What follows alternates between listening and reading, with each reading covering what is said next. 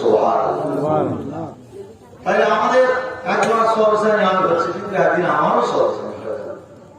কিন্তু দুনিয়া একটা ভালোবাসার জায়গা, মায়ার জায়গা, মোহাব্বতের জায়গা। আল্লাহ যখন আলেমে আরওয়াহ রূহ বা আত্মা আল্লাহ তৈরি করলেন, তৈরি করার পরে হাদিস শরীফ এসছে, তিরমিজি শরীফের একটা বড় হাদিস এসছে যে আল্লাহ রূহ তৈরি করার পরে আল্লাহ রাব্বুল আলামিন তিনি তার কুদরতে,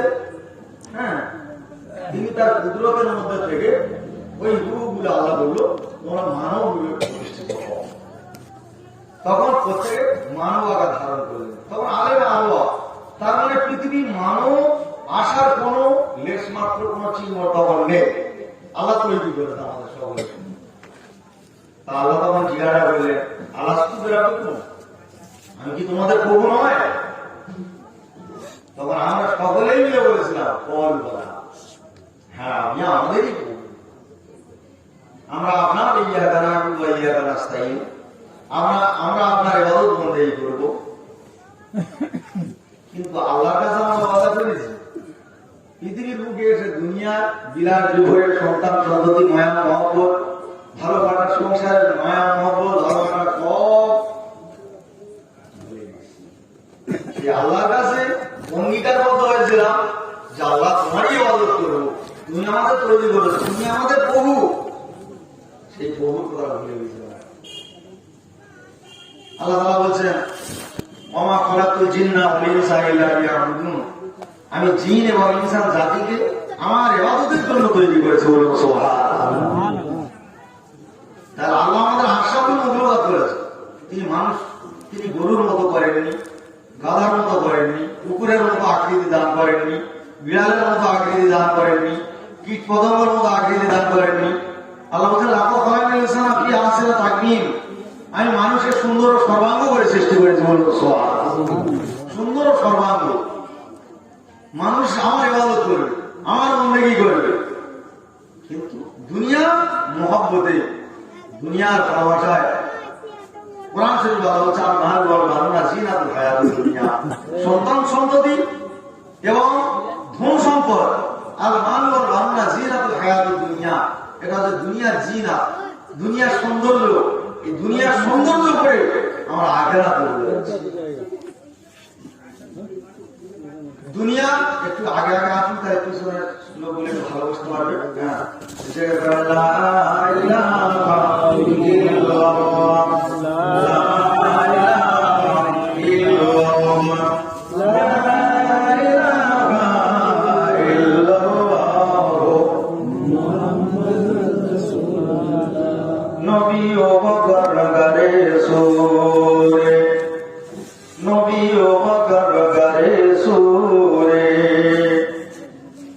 ওই নামের ওই জেগে পড়ে, তাই না দেখি মাকড়া সাথে জাল বুনিয়া দেয়, কবুতর সেই জালে বসে, কবুতর সেই জালে বসে স্মরণ করে, তাই বলো লা ইলাহা ইল্লাল্লাহ, লা ইলাহা ইল্লাল্লাহ, লা ইলাহা ইল্লাল্লাহ, মুহাম্মাদুর রাসূলুল্লাহ। দুনিয়ার মহব্বত, দুনিয়ার ভালোবাসা, দুনিয়ার জিনা, দুনিয়ার সৌন্দর্য সব বিভোর হয়ে গেছে। আল্লাহ রাব্বুল আলামিন কোরআন শরীফের মধ্যে ঘটনা করছেন। আল্লাহ তাআলা বলছেন, ফালাউলা ইযা বালাগাতিল হুলকুম ওয়া আনতুম হিনাইযিন তানজুরুন, আমাদের দম যখন কন্ট্রোলি কাজে যাবে। আল্লাহ ফালাউলা ইযা বালাগাতিল হুলকুম, আমাদের দম যখন কন্ট্রোলির কাজে যাবে, তার মানে আছে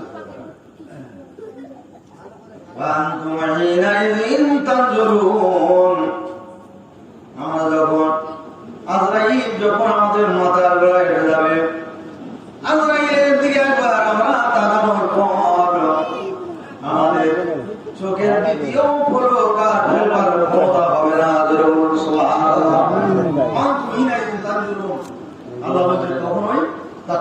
দাঁড়িয়ে যাবে।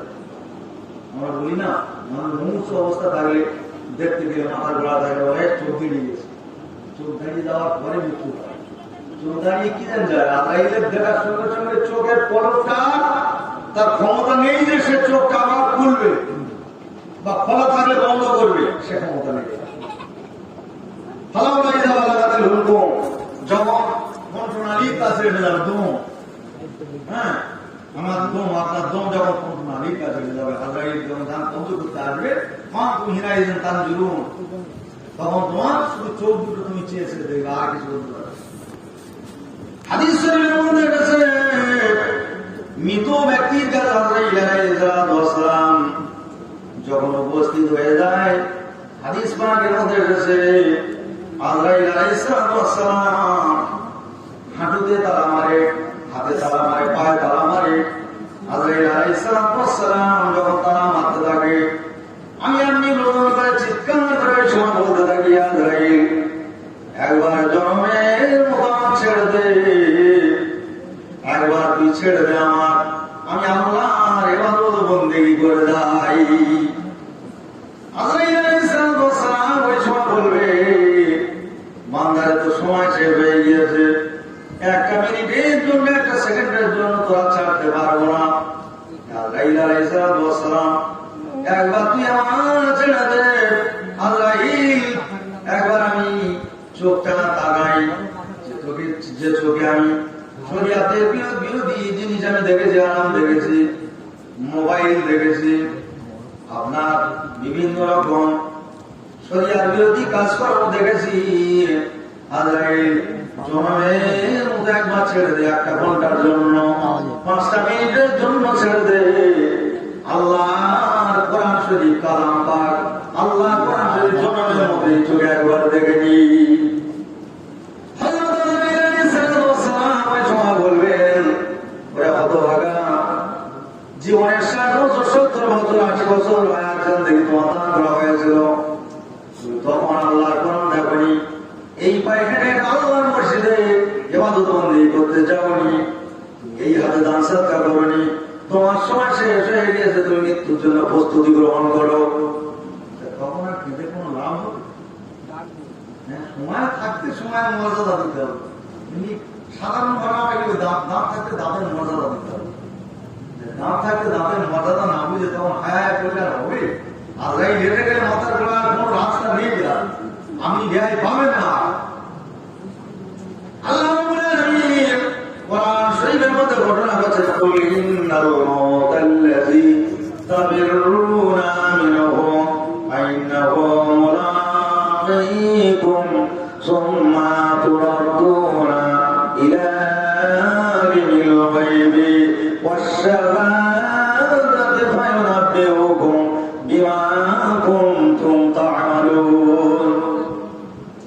আল্লাহ রাব্বুল আলামিন কোরআন শরীফের মধ্যে ঘটনা করে দিয়েছেন, আপনি বলে দিন, ইন্নাল মাউতাল্লাযী তাফিরুনা মিনহু, মৃত্যু থেকে যারা পলায়ন করে, ইন্নাল মাউতাল্লাযী তাফিরুনা মিনহু ফাইন্নাহু মুলাকীকুম, আপনি বলে দিন মৃত্যু তোমাদের সঙ্গে সাক্ষাৎ করবে, ফাইন্নাহু মুলাকীকুম সুম্মা তুরাদ্দুনা ইলা আলিমিল গায়বি ওয়াশ-শাহাদাতি, তারপর তোমাদের আল্লাহ রাব্বুল আলামিনের দরবারে উপস্থিত হতে হবে, যে আল্লাহ রাব্বুল আলামিন দৃশ্য অদৃশ্যকে অবলোকন করেন, গায়েবের খবর যিনি জানেন।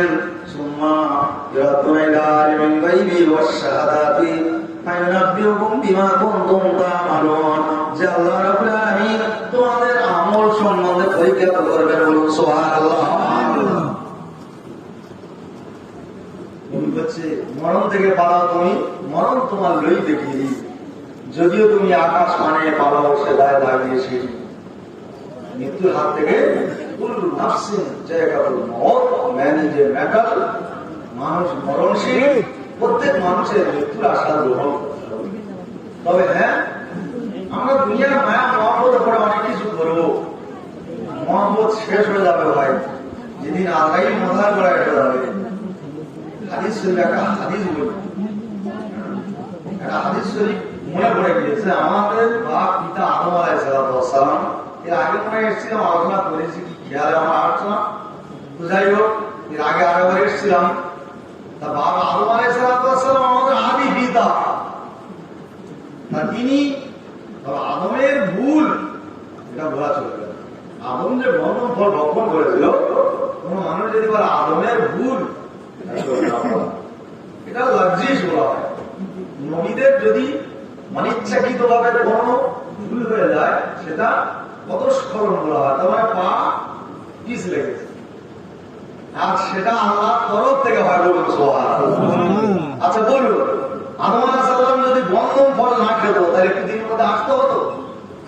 তাহলে আদম বন্ধন খেলো, আল্লাহ আদমের ইচ্ছাকৃত ভাবে সব জেনে আল্লাহ আদমের পৃথিবীর মধ্যে বার করে দিল।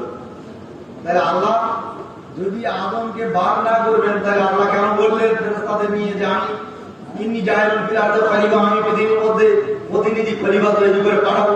আল্লাহ বললেন। তারপর আদমের বললেন যে তোমরা দুই স্বামী স্ত্রী জান্নাতে ভালোভাবে বসবাস করবে, হ্যাঁ, লা তাকাওয়া হাদিস সাজারাতা, ওই গাছের নিকটে কখনো যাবে না, ওই গাছের ফল ভক্ষণ করলে তোমাদের কিন্তু পৃথিবীর মধ্যে বিতাড়িত হতে হবে। তাহলে আল্লাহ আগে সব বলে দেবে। আদম আলাইহিস সালামের বন্ধন ফল আল্লাহই খাইয়েছিলেন। বলুন সুবহানাল্লাহ। তাফসীরে কিতাব অনুযায়ী মুফাসসিররা ব্যাখ্যা করছে, আদম আলাইহিস সালামের বন্ধন ফলটা আল্লাহই খাইয়ে দিয়েছিলেন। আল্লাহ যদি খাইয়ে না দেন, পৃথিবীর মধ্যে মানুষ বাড়াবে। একটা ওসিলা ধরে আল্লাহ বলে যাও বন্ধন ফলকে আমার আদেশ অমান্য করেছো, পৃথিবীর মধ্যে দুর্গন্ধময় পৃথিবীর মধ্যে তোমার দেওয়া হবে, তা আদমের ফেলে দেবে। তাই নবীদের পয়গম্বরদের কত স্মরণ, তার মানে লাগজিস, নবীদের লাগজিস মানে পাস হয়ে গেছে, পা স্লিপ করেছে। আদম আলাইহিস সালাম হাদিস শরীফ, যে হাদিস আলেমে আবার একটা হাদিস বলছে আগে, মানে একদম উর্দু জগতে আল্লাহ যখন সমস্ত রূহ তৈরি করেছে, যেটা বলছিলাম না প্রথম, তার রূহ তৈরি করার পরে বাপ আদম আলাইহিস সালামকে আল্লাহ তৈরি করলেন, আমাদের আদি বাপ আদম, পৃথিবীর প্রথম মানব। আদম আলাইহিস সালাম আল্লাহ তাআলার পাশে আছে, আর আদমকে আল্লাহ বলছে যে আদম, ওই যে সমস্ত মানুষ পৃথিবীর মধ্যে কিয়ামত পর্যন্ত যাবে, ওদের হায়াত ওদের চোখে লেখা আছে। হ্যাঁ, কেউ 10 বছর বয়সে মরে কিনা, কেউ 20 বছর বয়সে মরে, কেউ 30 বছর বয়সে মারা যায়, কেউ 40 বছর, 50 বছর, 60 বছর, বিভিন্ন রকম ইত্যাদি। এক কথা আমরা হয়তো বলি বেশ এই লোকটা মারা গেল, ও অ্যাক্সিডেন্টে মারা গেছে, হ্যাঁ, এই ডাক্তারের কাছে নিয়ে গেলে লোকটা হয়তো বাঁচতো, গো হাত থাকতে মরে গেল।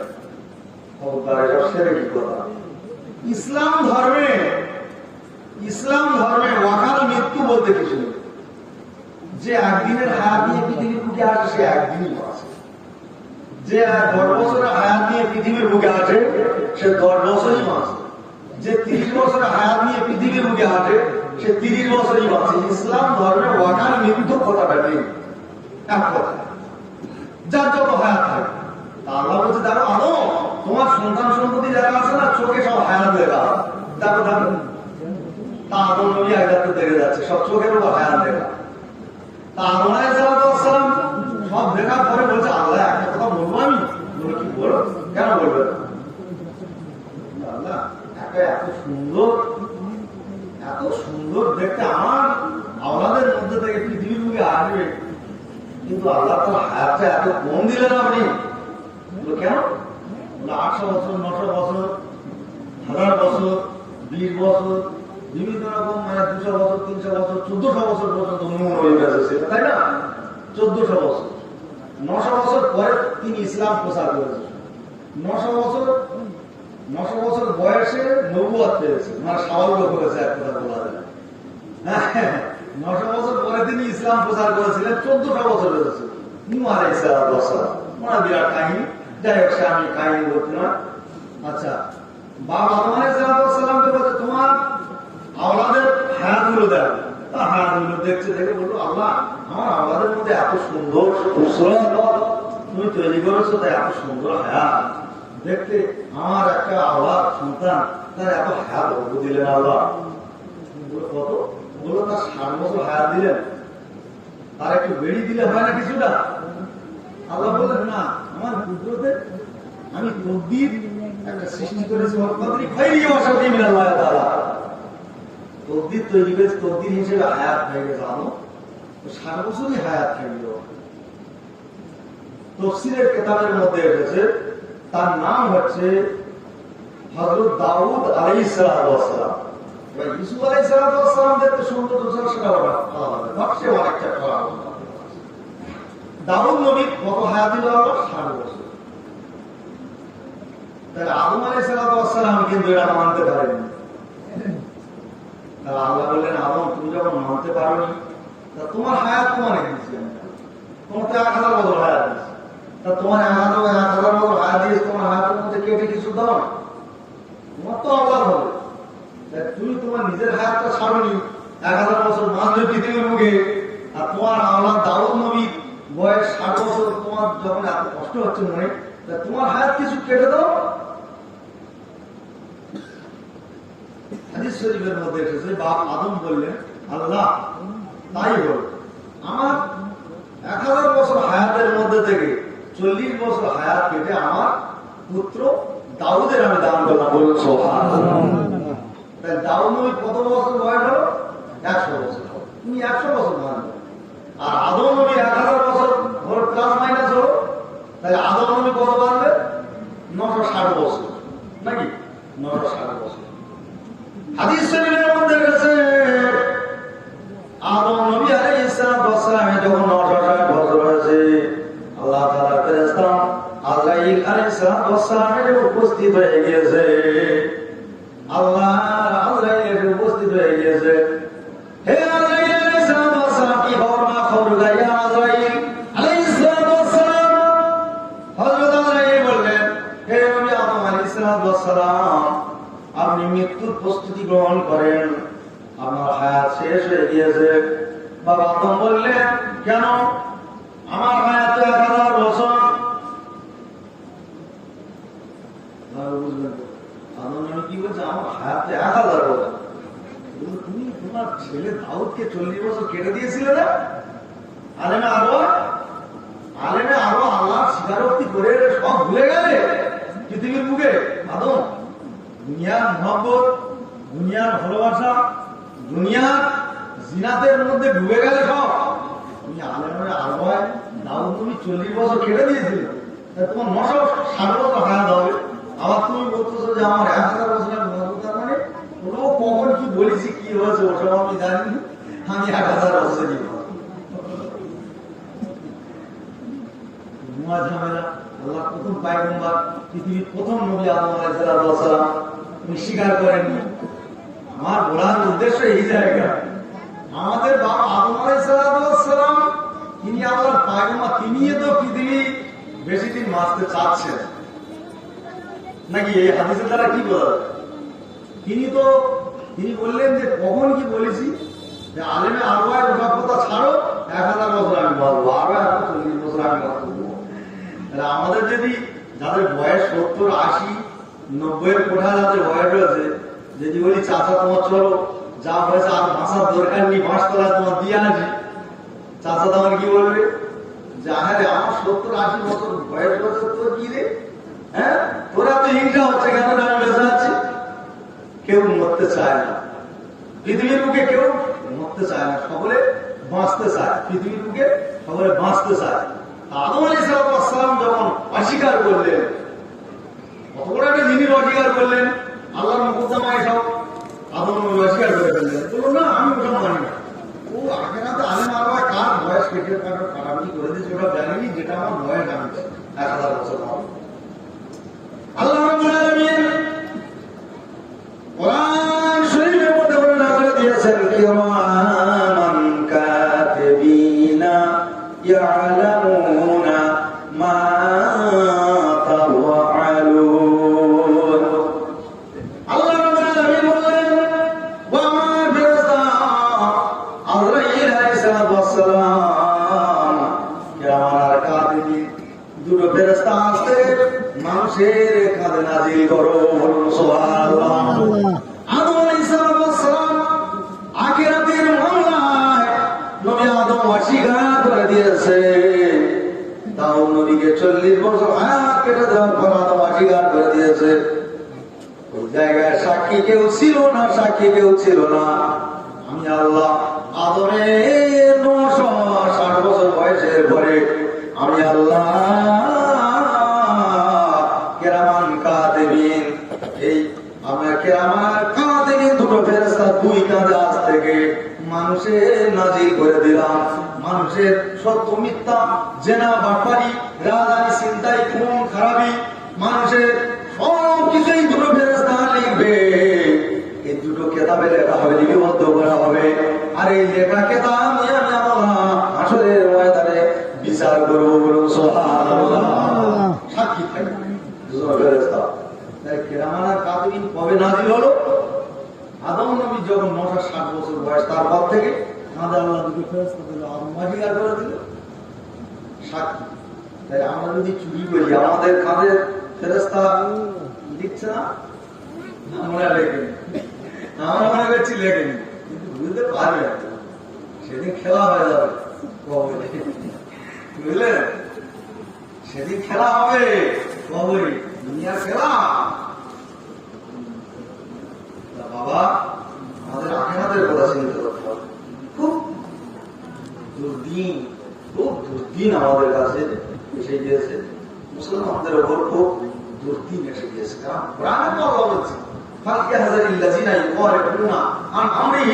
মানুষ যখন ইসলাম থেকে দূরে সরে যাবে, ইমান থেকে দূরে সরে যাবে, মুসলমান থেকে দূরে সরে যাবে, শরিয়াত থেকে দূরে সরে যাবে, ইসলাম থেকে অনেক দূরে সরে যাবে, আল্লাহ তাদের পৃথিবীর বুকে তাদের উপর আল্লাহর গজব অবতীর্ণ করবে। বলুন সুবহানাল্লাহ। আর এবং মৃত্যুর পরেও তাদের তো কঠিন স্বাস্থ্য সংবাদ আছে। আমরা তো ইসলাম থেকে অনেক দূরে সরে গেছি বাবা। এখন তো আমরা ইসলামের গণ্ডির মধ্যে আমাদের বিশ্বের তোমরা ইসলামের মধ্যে পরিপূর্ণ হয়ে যাবে। তা আমরা তো সেই ইসলামের মধ্যে থেকে শরিয়াত বিরোধী যত কাজ আছে সেই কাজের মধ্যে আছি, ইসলাম থেকে বাইরে যাচ্ছি। তা আল্লাহ নবী তো বলেছে, যখন মুসলমানিত্ব থাকবে না তখন তাদের ওই জালেম বাদশা সরকার আসবে। এ তো রাসূলুল্লাহর হাদিস। আল্লাহ নবী বলেছেন কিয়ামতের আলামত 15টা আলামতের মধ্যে বিশ্ব নবী জনাবে মুহাম্মদুর রাসূলুল্লাহ সাল্লাল্লাহু আলাইহি ওয়াসাল্লাম বলেছেন, ইযা তুকিদার ফাইদু ওয়ালান ওয়াল আমানাতা মুকরামান ওয়াল আমানাতা ওয়াল যাকাতা মুকরামান। আল্লাহর রাসূল বলেছেন, যখন মানুষ আমানতে খেয়ানত করবে তখন বুঝবে কিয়ামত নিকটবর্তী হয়ে গিয়েছে। যখন মানুষ তারা কি করবে? যখন মানুষ যাকাত মুকরামান, যাকাত কেমন জুলুম মনে করবে তখন বুঝবে কিয়ামত নিকটবর্তী হয়ে গিয়েছে। আল্লাহর রাসূল বললেন, যখন অযোগ্য মানুষ যোগ্যের আশায় পড়বে তখন বুঝবে কিয়ামত নিকটবর্তী হয়ে গিয়েছে। আল্লাহর নবী বললেন, যখন রাস্তাঘাটে জেনা হবে তখন বুঝবে কিয়ামত নিকটবর্তী হয়ে গিয়েছে। আল্লাহর রাসূল বললেন, যখন ঘরে ঘরে গান বাজনা হবে তখন বুঝবে কিয়ামত নিকটবর্তী হয়ে গিয়েছে। আল্লাহর নবী বললেন, যখন মসজিদে দুনিয়াদারির হইচই চেঁচামেচি কথাবার্তা হবে তখন বুঝবে কিয়ামত নিকটবর্তী হয়ে গিয়েছে। রাসূলুল্লাহ বললেন, যখন নারীরা নেতৃত্ব দেবে তখন বুঝবে কিয়ামত নিকটবর্তী হয়ে গিয়েছে। আল্লাহর নবীর কথা মিল হচ্ছে কিনা বলুন? আল্লাহ রাসূল তো বলে দিয়েছিল, দেখুন অযোগ্য মানুষ যোগ্য আসবে বসতেছে, যে অযোগ্য তার যোগ্যতা নেই। হাদিস শরীফের মধ্যে বলা হচ্ছে, আল্লাহর নবী বিশ্ব নবী হুজুর পাক সাল্লাল্লাহু আলাইহি ওয়াসাল্লাম, আল্লাহ নবী বললেন, ভাইরা ভাইরা ওয়া আমার বাবাজিরা শুনে নেন, মা ও বোনেরা শুনে নেন। আল্লাহ রাসূল বলছেন, ইন্নাল কবরা ওয়ালা মানজিলুম মিন মানাজিলিল আখিরা ফাইনাজিয়া মিনহু ফামা বাদা ইসরা মিনহু ওয়া মান লাম ইউনজি ফামা বাদাহু আশাদ্দু মিনহু আও কামা ক্বালা আলাইহিস সালাতু ওয়াস সালাম। তোমার প্রথম মঞ্জিল, 19টা মঞ্জিল আছে, তার প্রথম মঞ্জিল তুমি যদি তোমার ধরা পড়ে দাও, তুমি যদি অন্য মঞ্জিলগুলো পার হবে, 18টা মঞ্জিল। আপনি যদি কলকাতায়, দিল্লি, পাঞ্জাব, হরিয়ানা যান আর মাদ্রাসে যান, আর যেখানে আপনি যান না, আপনি যদি এখানে টিকিটের বিষয়ে যদি আপনি এখানে ডানকুনিতে ধরা পড়েন ভাই, আপনার শিবু নারী করে প্রথম যদি চেকার আপনি আপনার ধরে ফেলে তাছে দিল্লি বঙ্গ পর্যন্ত আপনি ওই টিকিটে যাবেন কি করে? প্রথম মঞ্জিলটা তো ঠিক করতে হবে, প্রথম মঞ্জিলটা আপনার ঠিক করতে হবে। পৃথিবীর বুকে কেউ কি বেঁচেছেন? কেউ বেঁচেছেন পৃথিবীর বুকে? আল্লাহ রাসূল বললেন ইন্না ওয়ালাদা মানজিলুম মিন মানাজিলিল আখিরাহ, আখিরাতে প্রথম মঞ্জিল কবর, ফাইন গাজিয়া মিনহু ফামা বাদা মিনহু, যে ব্যক্তি কবর থেকে নাজাত পাবে, ফামা বাদা মিনহু, সে ব্যক্তি সমস্ত মঞ্জিল থেকে নাজাত পাবে। বলুন সুবহানাল্লাহ। আমার লাম ইউজি ফামা বাদাহু আশাদু মিনহু আও কামা ক্বালা আলাইহিস সালাতু ওয়াস সালাম, যে ব্যক্তি কবর থেকে আটকে যাবে, সমস্ত মঞ্জিল থেকে এসে আটকে যাবে, একটা ঘর একাকী নির্বাচ নামের ঘর। আল্লাহ রাসূল বলছেন না কবর, আল্লাহ রাসূল বললেন কবর আহবরাতু মিন উবারিন নার, কবর কার জন্য জান্নাতের বাগান, কার জন্য জাহান্নামের কাঁটা হয়ে যাবে।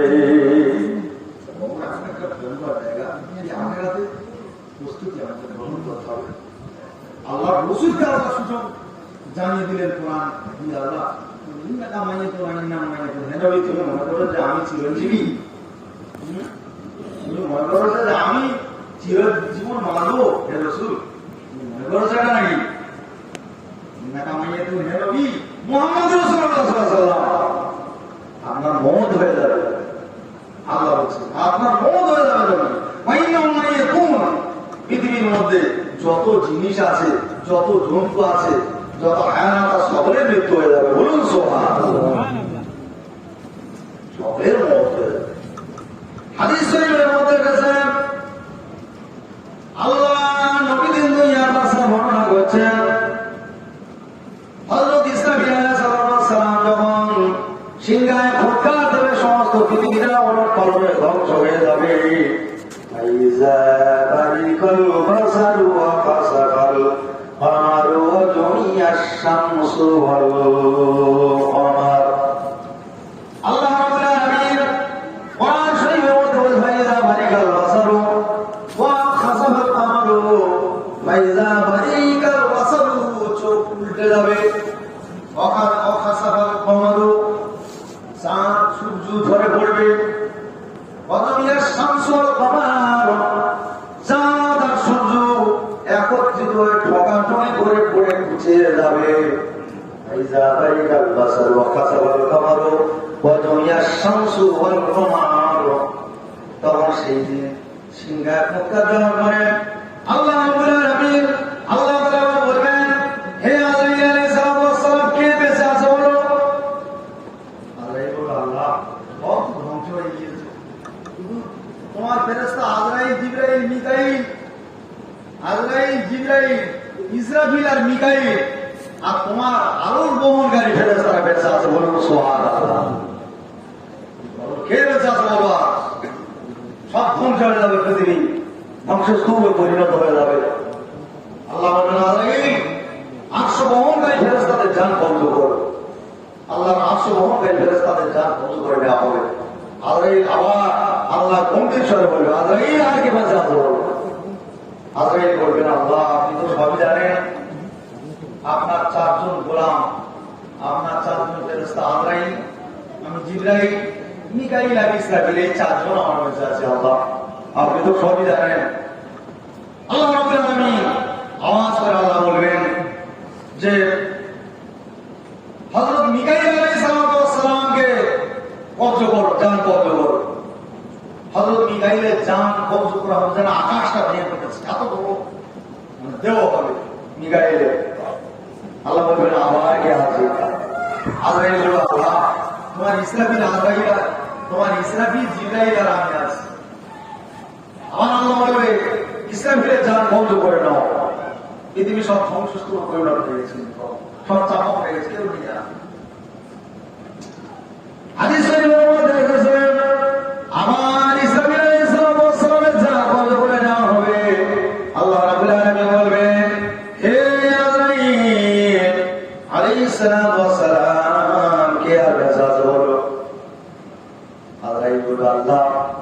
জিবরাইল আর আমি আজরাইল কাছে আছি। আল্লাহ আমরা মরণশীল, আমি হচ্ছেন চিরঞ্জীব, বলুন সুবহানাল্লাহ। আপনি চিরঞ্জীবী আর আমরা মরণশীল। আমাদের করতে হবে আল্লাহ, তুমি তো সব কিছু জানেন। আল্লাহ রাব্বুল আলামিন আমার নামাজ পড়ে বলবেন, ওয়া মা ইসরাঈল আলাইহিস সালাম, আপনার জানটা আপনি কবজ করুন। জিবরাইল কিন্তু বাড়ি যাচ্ছে, জিবরাইলের আগে আজরাইলের জান কবজ হয়ে যাবে, হাদিস শরীফে এসেছে। কিন্তু জান কবজের দায়িত্ব তো আজরাইল, জিবরাইলের জান কবজ করে তবে আজরাইলের জান কবজ করা দরকার।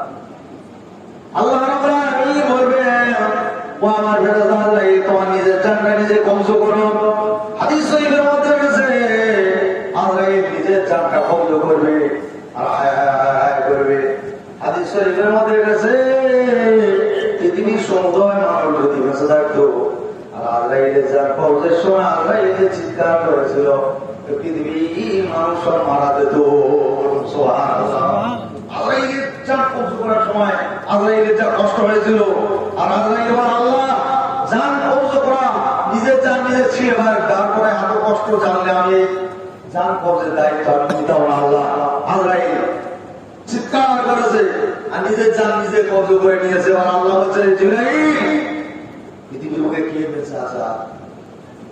জিবরাইল বলছে, আল্লাহ তুমি চিরঞ্জীব আর আমি মরণশীল। জিবরাইল আমি একাই বেঁচে আছি, আর পৃথিবী কিছু বেঁচে নেই। আল্লাহ রাব্বুল আলামিন তখন জিবরাইল আলাইহিস সালামকে বলবেন, আল্লাহ হে আমার জিবরাইল তুমি মরে যাও। হাদিস শরীফের মধ্যে আছে হযরত জিবরাইল আলাইহিস সালাম সিজদা হালাতে যাবেন, সিজদা হালাতে জিবরাইলের জান কবজ হয়ে যাবে। বলুন সুবহানাল্লাহ। জিবরাইলের সিজদা হালাতে জান কবজ হবে কেন? তার অনেক ব্যাখ্যা আছে, লাগে এক ঘন্টা সময় লাগে, সে আমি আলোচনা করছি না। সর্বশেষে মৃত্যুবরণ হয়েছে জিবরাইলের। জিবরাইলের সিজদা হালাতে জান কবজ হয়ে যাবে, ওনার জানকে কবজ করবে। হাদিস শরীফে এসেছে। আল্লাহ রাব্বুল আলামিন বলেন, লিল্লাহিল ওয়াহিদিল কাহার, লিল্লাহিল ওয়াহিদিল কাহার, বিশ্বজাহানের মালিককে আমি আল্লাহ রাব্বুল আলামিন। বলুন সুবহানাল্লাহ। সেদিনের কথা চিন্তা করুন, মারা তো হতেই হবে। মৃত্যুর আগে পৃথিবীর বুকে কিছু পাথর সঞ্চয় করতে হবে, কিছু পাথর সঞ্চয় করতে হবে। আমাদের আয়েশা সিদ্দিকা রাদিয়াল্লাহু তাআলা বর্ণনা করছেন, আমাদের আয়েশা সিদ্দিকা রাদিয়াল্লাহু তাআলা বর্ণনা করছেন, এক সময় বিশ্বনবী মুহাম্মদ রাসূলুল্লাহ সাল্লাল্লাহু আলাইহি ওয়াসাল্লাম, আমি আয়েশা আমার ঘরে আল্লাহর নবী শুয়ে আছেন। আমাদের আয়েশা ছোট তার পাতার ঝুঁকি ছিল, দুচারা ঝুঁকি। আমাদের আয়েশার ঘরে যেখানে বিশ্বনবী হুজুরে পাক সাল্লাল্লাহু আলাইহি ওয়াসাল্লাম কিয়ামত পর্যন্ত শুয়ে থাকবেন। বলুন সুবহানাল্লাহ। আমাদের আয়েশার ঘরে রাসূলুল্লাহ শুয়ে আছে। হাদিস শরীফে এসেছে, পয়গম্বররা যেখানে মারা যায় সেই জায়গায় দাফনস্থ করতে হয় তাদের। আমাদের আয়েশার ঘর ছিল না মসজিদুল নববীর পাশেই। হাদিস শরীফের মধ্যে রয়েছে, আল্লাহর নবী বলেছেন, মা বাইনা ও মেম্বারি মেম্বারি ফারাজাতি রাউযাতুম মিন রিয়াদিল জান্নাহ। আল্লাহ রাসূল বলেছে, মা বাইনা মেম্বারি ওয়া রাউযাতি, আমার রওজা আর মদিনার মসজিদের মেম্বার, আমার রওজা আকাশ, আমার রওজা মদিনার মেম্বার, আমার রওজা মুবারক। হাজী সাহেব লাগিয়েছেন জানে, মা বাইনা মিম্বারি ওয়া রাউযাতি রাউযাতুম মিন রিয়াদিল জান্নাহ। রিয়াদুল জান্নাহ বলে একটা জায়গা আছে, হাজী সাহেবরা ওই জায়গায় নামাজ আদায় করে। আল্লাহ রাসূল বলেছে, আমার মদিনার মসজিদের মেম্বার আর আমার রওজা আকাশের মাঝখানের জায়গা, এটা হচ্ছে জান্নাতের টুকরার মধ্যে একটি টুকরা। সুবহানাল্লাহ, একটি টুকরা। এই জায়গা আমাদের আয়েশার ঘর, রাসূলের মাজার রয়েছে। আমাদের আয়েশা সিদ্দিকা রাদিয়াল্লাহু তাআলার সঙ্গে 7 বছর বয়সে আল্লাহর নবী বিয়ে হয়েছে। জানেন, 7 বছর বয়স, 7 বছরের একটা মেয়ে কত বড় হতে পারে? 7 বছর হয়েছে, তবে সে অনেক কারণে বিয়ে হয়েছে, অনেক কারণে আমাদের আয়েশার সঙ্গে বিয়ে হয়েছে। আবু বকর সিদ্দিক রাদিয়াল্লাহু তাআলা আনহু নবীজির ভালো বন্ধু ছিলেন। রাসূলুল্লাহ যখন 40 বছর বয়সে ইসলাম তিনি নবুয়ত পান, ইসলাম প্রচার করেন, তখন আবু বকর সিদ্দিক রাদিয়াল্লাহু তাআলা আনহুর বয়স ছিল 38 বছর। কি অসুবিধা হচ্ছে না? কেন বুঝতে অসুবিধা হচ্ছে? বুঝতে পারেন? তো আমাদের আয়েশা সিদ্দিকা রাদিয়াল্লাহু তাআলা আনহা বয়স তখন 7 বছর আল্লাহর নবীর সঙ্গে বিয়ে হয়েছে। বিভিন্ন রকম লেখক, আমাদের মুসলিম বিদ্বেষী লেখকরা বিভিন্ন রকম ধারণা করেছে যে হযরত মুহাম্মদ সাল্লাল্লাহু আলাইহি ওয়াসাল্লাম এমন একজন মানুষ যিনি 11টা থেকে মতান্তর 13টা বহু বিবাহ করেছেন, ছোট ছোট অল্প বয়সের মেয়েকে বিবাহ করেছে। তাহলে আমরা মুসলমানরা আমরা নোবেল নাটক দেখে আমাদের জীবনটা শেষ করে দেবো? ইসলামী বই পুস্তক, ইসলামী কিছু জিনিসপত্র আমরা কি সংগ্রহ করবো না? আমরা সেই জ্ঞানী হয়ে আমরা তাদের কথার উত্তর দিতে পারবো না? আমরা যে হযরত মুহাম্মদ সাল্লাল্লাহু আলাইহি ওয়াসাল্লাম মা আয়েশা কেন বিবাহ করেছিল 7 বছর বয়সে? আমরা আমাদের মুসলমানদের কাছে সব লজিক যুক্তি ওসব বাদ দিন, কোরআন আর হাদিস। আমরা দেখবো আমাদের কোরআন হাদিসে আছে কিনা। যদি কোরআন হাদিসে থাকে আর দ্বিমত নেই।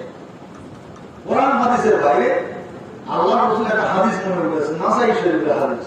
হাদিসটা বলি, আল্লাহ রাসূল সাল্লাল্লাহু আলাইহি ওয়াসাল্লাম বলছেন তোমরা হজ করবে।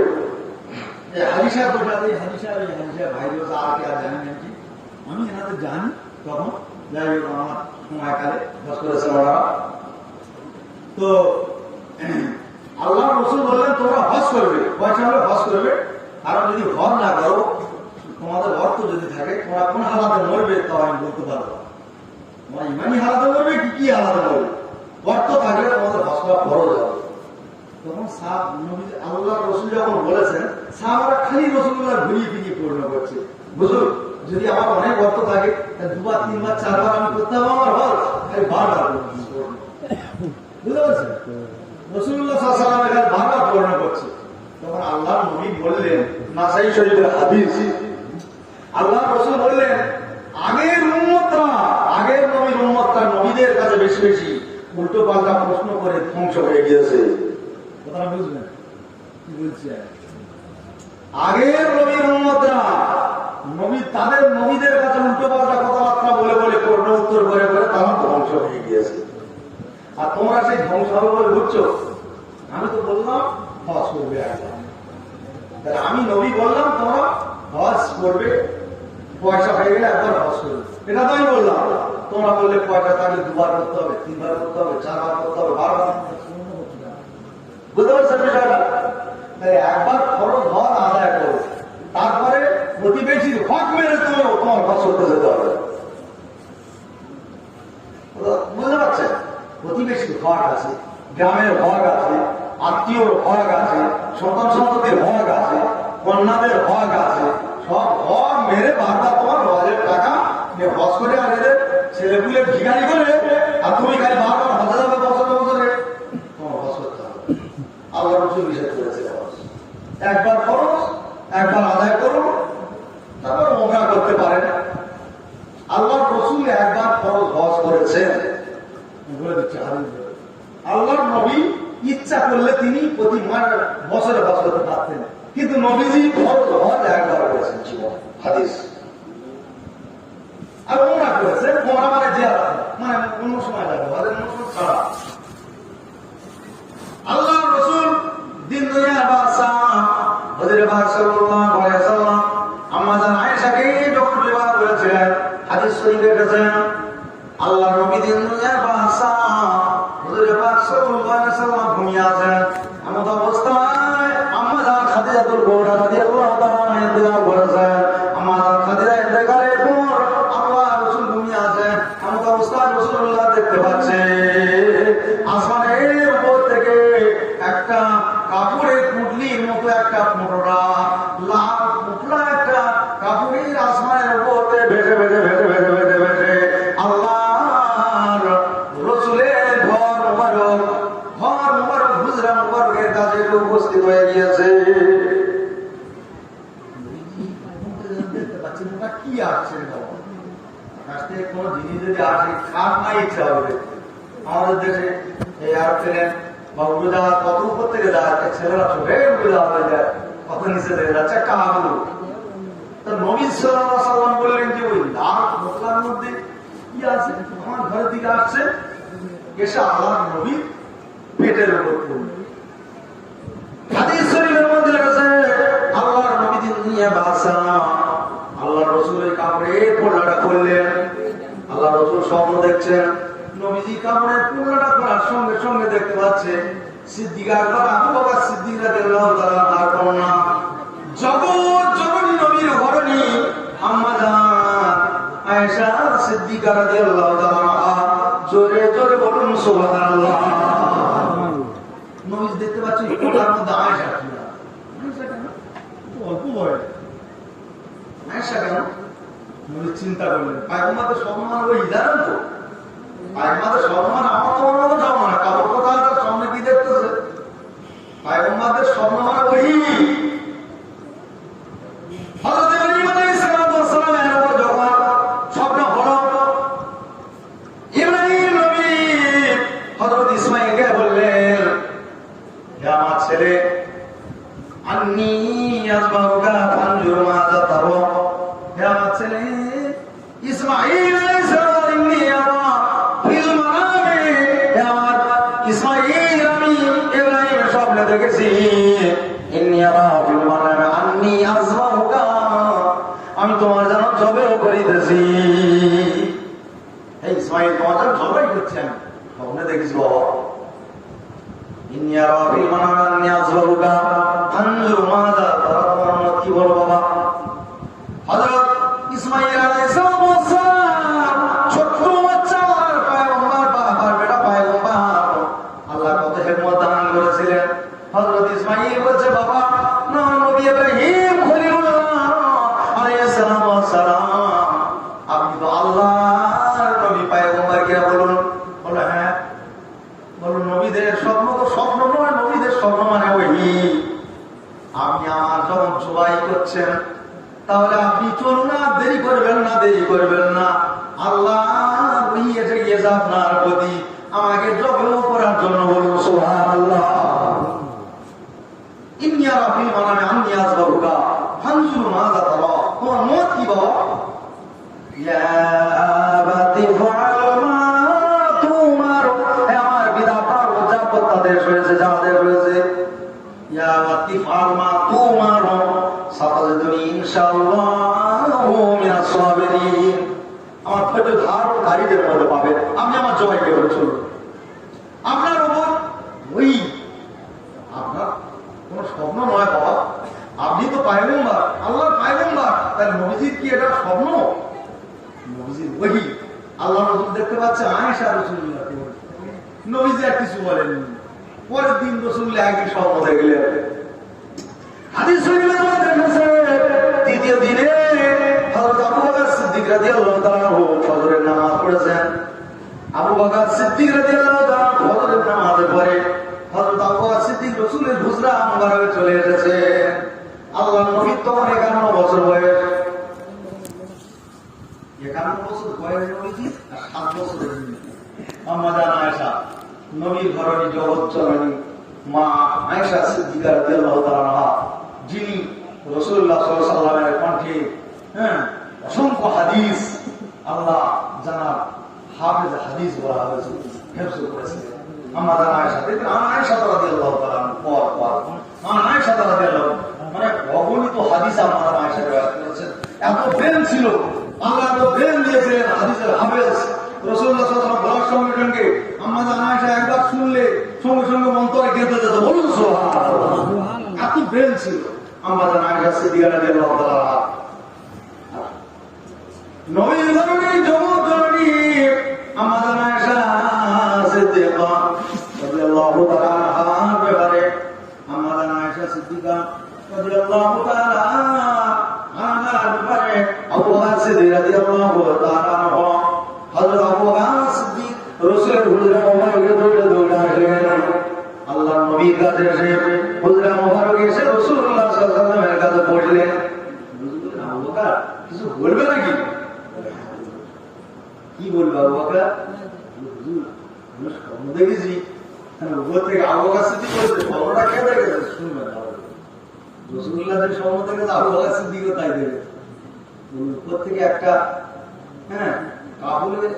কাপড়ের লাল মোড়ক একটা উপর থেকে গেছে আর সেটা আমি কাপড়ের এটা পুরোনাটা খোলার পরে দেখছি আমার আয়েশা শুয়ে আছে হুজুর আর আমি যেন আয়েশার সঙ্গে আপনার সঙ্গে আয়েশা বিয়ে দিচ্ছি এই স্বপ্ন তো আমি দেখেছি সবসময় আমি লোকের সঙ্গে বলতে চাচ্ছি রসুলদের স্বপ্ন বলি রসুল্লাহ নির্দেশ হয়েছিল তাই আমাদের আয়েশা সিদ্দিকা রাদিয়াল্লাহু তাআলা আগে 7 বছর বয়সে রাসূলুল্লাহ সাল্লাল্লাহু আলাইহি ওয়াসাল্লাম 51 বছর বয়সে আমাদের আয়েশাকে বিয়ে করে বিয়ে করেছিলেন আর আমাদের আয়েশার বিয়ে অনেক কারণ আছে আর একটা সবচেয়ে বড় কারণ আমি বলে যাচ্ছি আমার ভাই বসে আছে বড় ভাই উনি বসে আছেন উনি বক্তব্য রাখবেন এখন রাসূলুল্লাহ সাল্লাল্লাহু আলাইহি ওয়াসাল্লামের সব থেকে আমাদের আয়েশার বিবাহের ক্ষেত্রে সব থেকে মুহাদ্দিসরা যুক্ত কথা লিখেছেন যে আমাদের আয়েশা সিদ্দিকাকে